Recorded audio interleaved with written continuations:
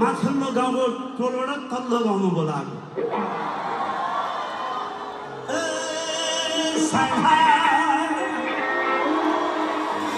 उयोले बत्ती पनि थिएन मोबाइल पनि थिएन केही पनि थिएन बोलाउने यसरी बोलाउने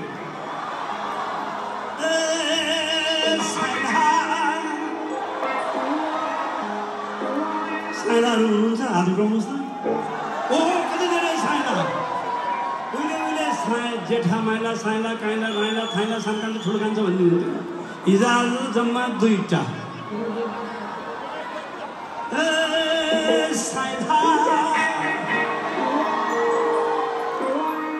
साइलाहरू भाग्यमानी हुनुहुन्छ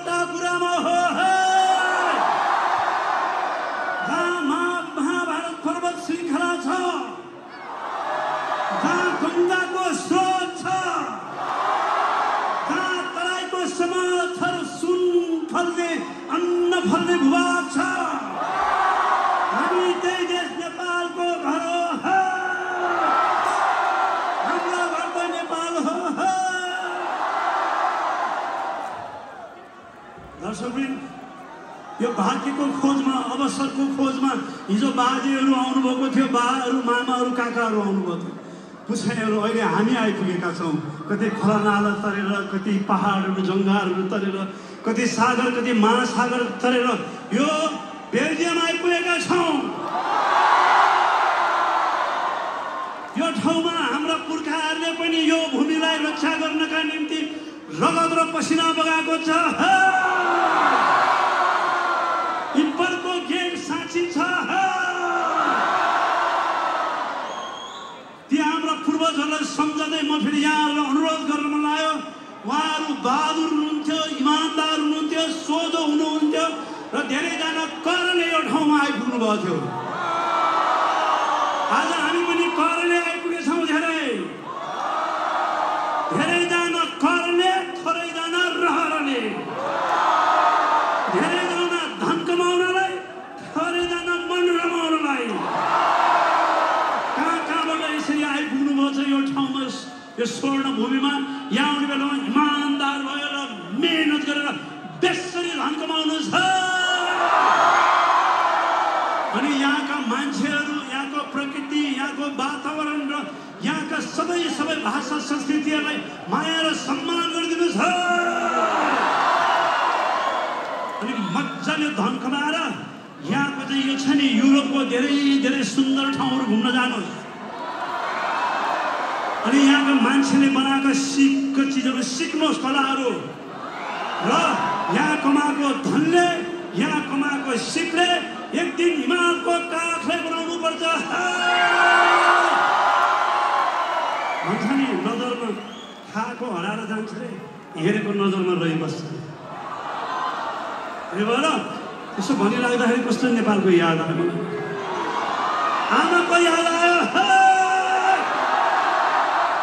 ओहो, डाँडामा बसेर भन्ज्याङबाट चाहिँ भुइँकुर उडेको हेरेको, उडिरहेको याद आयो। अनि एकैछिनमा छाङ्ग हिमाल खुलेर अजङ्गको हिमाल अगाडि देख्दाखेरि झन् याद आयो। कल झर्ना बगेको, झरझर झरेको सबै याद आयो। ओहो, खेतको आलीमा धान गोडेर बसेको याद आयो। अनि दिउँसो चाहिँ फर्सीको पातमा अचार, गुन्द्रीको अचार हालेर अमृत खाएको याद आयो।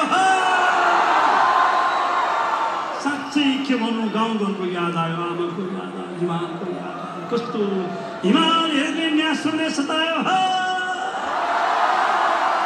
आउनु सबै एकपटक हाम्रो हिउँ खेल्ने डाँडा पाखा, गुराँस फुल्ने पाखामा एकपटक म यहाँहरू लिएर जान्छ दौडेर।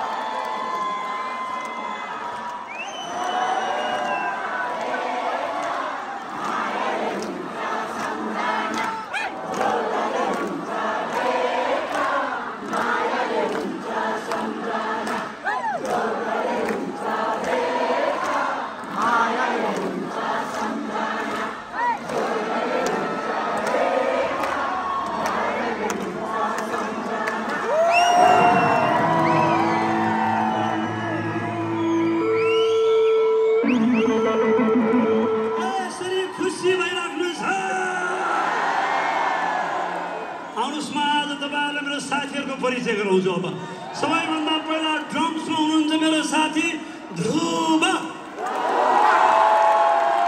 ध्रुव ध्रुव ध्रुव ध्रुव ध्रुव ध्रुव ध्रुव ध्रुव लामा।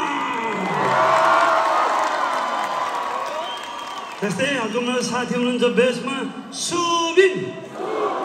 सुबिन सुबिन सुबिन सुबिन सुबिन सुबिन सुबिन सुबिन सुबिन साख्या।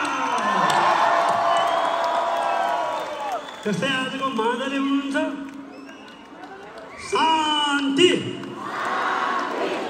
भोजपुरबाट आउनुभएका शान्ति। शान्ति शान्ति शान्ति शान्ति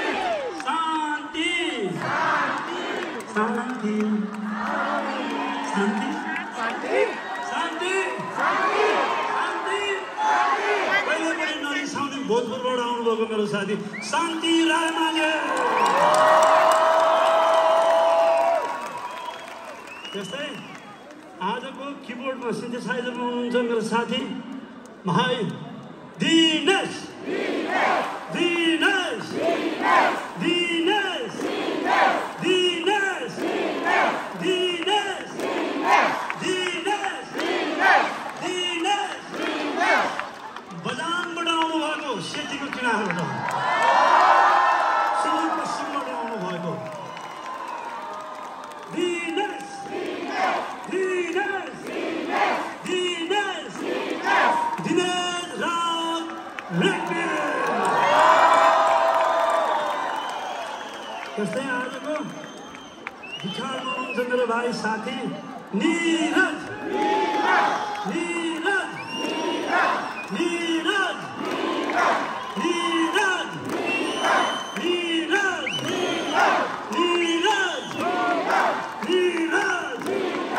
निरज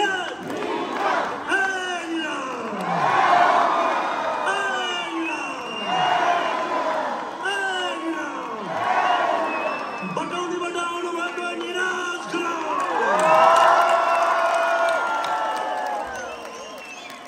त्यस्तै म अमृत।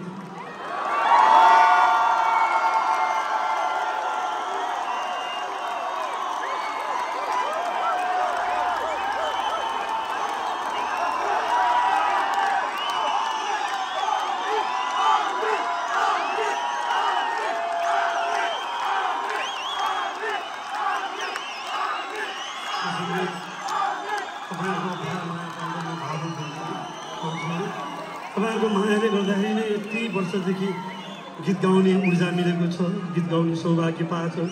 तपाईँहरूले सुनिदिनु भएको छ। हामी नेपथ्यसम्म तपाईँहरूलाई एकपल्ट फेरि धेरै धेरै धन्यवाद दिन्छु। दर्शकवृन्द, अहिले विभिन्न जात जाति विभिन्न भाषाभाषीका मान्छेहरू विभिन्न प्रान्तबाट आएका मान्छेहरू आज यो माहौलमा बसेर हामी गाइरहेछौँ, बजाइरहेछौँ, नाचिरहेछौँ, झुमिरहेछौँ। हाम्रो देश नेपाल पनि यस्तै विभिन्न जात जाति विभिन्न भाषाभाषीहरूको सङ्गम थलो हो। कोही उत्तरबाट आए, कोही दक्षिणबाट आए, कोही पूर्वबाट आए, कोही पश्चिमबाट आए। जहाँबाट आए पनि आफ्नो अति विस्तारबाट आफ्नो कुराहरूलाई थाँती राखेर हामीले नेपालमा बसाइ सर्ने क्रममा एउटा हिमाली सभ्यतालाई बनायौँ। हामी त्यो हिमालय सभ्यतामा बाँचेर हुर्केका छौँ र हाम्रो एकतालाई कसैले पनि बिगार्ने दुस्साहस नगरोस्। हामी हिजो पनि मिलेर बसेका थियौँ, आज पनि मिलेर बसेका छौँ र भोलि पनि मिलेर बस्नुपर्छ। सबैभन्दा पहिला हामी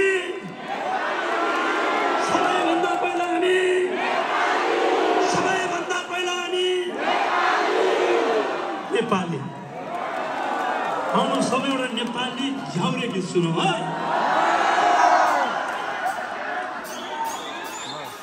त्यहाँ बस्दाखेरि साना साना नानीहरू पनि देखियो। 19 वर्ष अगाडि आउँदाखेरि धेरैजनाको कार्ड बनेको थिएन, कागजपत्र बनेको थिएन, थोरै मान्छेहरू थिए। अहिले त यति धेरै मान्छेहरू यहाँ बस्नुभएको रहेछ। यहाँ बस्दाखेरि आफ्ना बच्चाहरूलाई, नानीहरूलाई यहाँको भाषा त बोलिहाल्छन्, उनीहरूले अङ्ग्रेजीपछि सिकिहाल्छन्।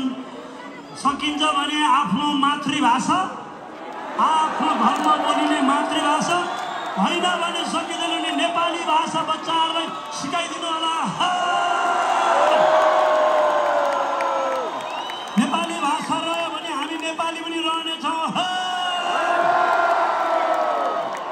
त्यो भाषाको माया किन भन्दाखेरि एउटा बिर्सिनु नहुने कुरो, हिजो बर्मामा के घटना घटेको थियो त्यो बिर्सिनु हुँदैन।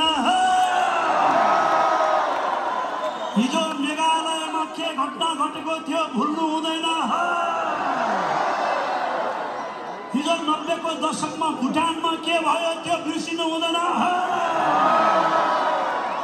दुःखै भयो पनि सुखै भयो पनि जे भयो पनि सबैभन्दा पहिला हामीले हाम्रो भाषालाई माया गरेर हामी नेपाली हुनुपर्छ। कसलाई के थाहा छ भोलि संसारमा केही उथुलपुथुल भयो भने जानुपर्ने त्यही हिमालयको काखमा, त्यही पुर्खाले हालिदिएको पसिना बगाएको ठाउँमा।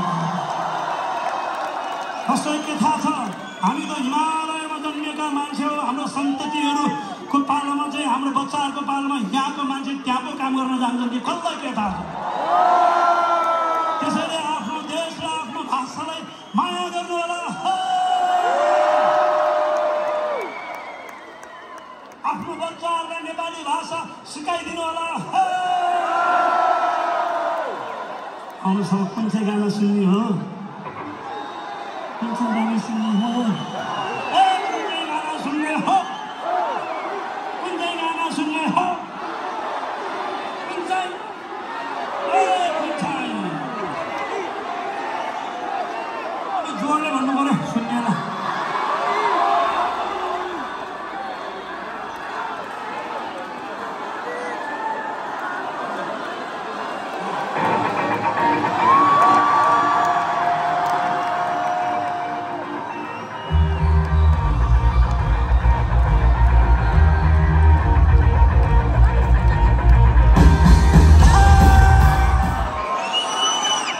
नेपाली झन्डाको माया लाग्छ?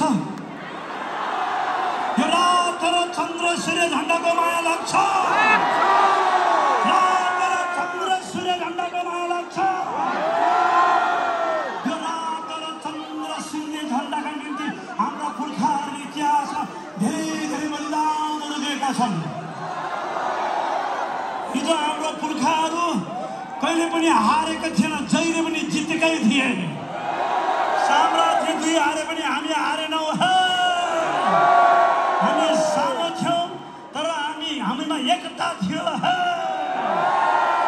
त्यो बेलामा धेरैले हाम्रो यो झन्डालाई आफ्नो कब्जामा लिने कोसिस गरेका थिए, तर यो झन्डा कहिले पनि झुकेन। अब पनि हामीले झुक्न दिनु हुँदैन। जबसम्म संसार रहिरहन्छ, जबसम्म संसारमा मान्छे रहिरहन्छन्, तबसम्म जनजनको मनमा यो रात र चन्द्र सूर्य झन्डा हिमालको टाकुरामा फहराइरहन्छ।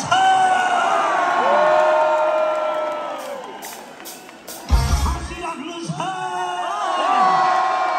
यो रात र चन्द्र सूर्य जसरी बाँचिराख्नुहोस्।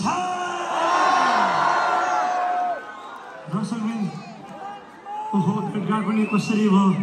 चन्द्र र सूर्य जसरी यसरी भयो, यसरी माया भयो।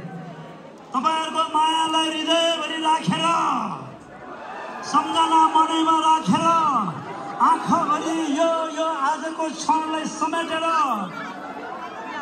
यहाँबाट बिदा चाहन्छौँ। भाग्यमा भयो भने अर्कोबाट भेटौँला।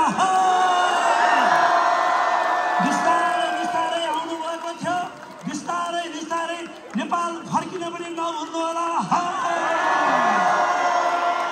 घरमा तपाईँको आमा पुरिरहेको हुनसक्छ, बाबा हुनसक्छ। दर्शकवृन्द, समय मिलाएर बेला बखत नेपाल आउने गर्नुहोस्। हिमालयले तपाईँहरूले सम्झिराख्नेछ। तपाईँहरूको माया लिएर गएर हामी त भोलि बिहान 4:30 बजे नेपाली हुन्छौँ। गएर म हिमालयले भनिदिनेछु कि तपाईँहरूलाई सम्पूर्ण नेपालीहरूले सोधी पठाएका छन्।